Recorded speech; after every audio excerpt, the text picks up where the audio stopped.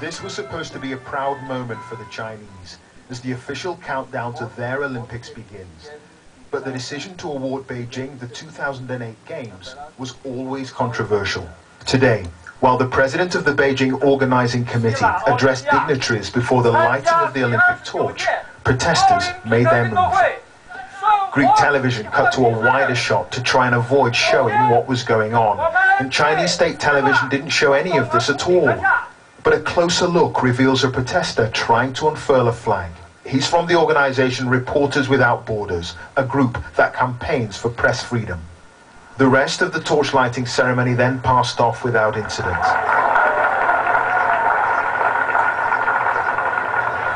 But later, as the torch was being carried down Olympia's main street, visible just above this blue van, one woman tried to block its path. Another protester unfurled a Tibetan flag. The security services acted quickly. Thousands of extra officers had been drafted in to deal with trouble. These were not mass protests. The campaigners were few in number, but they were vocal and passionate. The flame now begins a journey from Olympia of 85,000 miles, taking around 130 days and covering 5 continents. It will arrive in the Chinese capital in August in time for the Summer Games.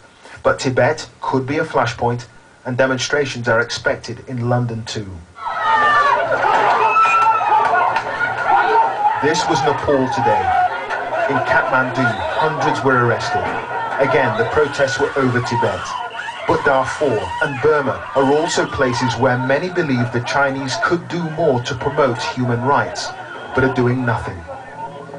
The Olympic flame is usually a powerful symbol of peace and brotherhood, but for many, this time round it will symbolize repression and the lack of human rights.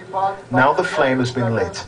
Protests and demonstrations will dog the 2008 Olympics right to the very end.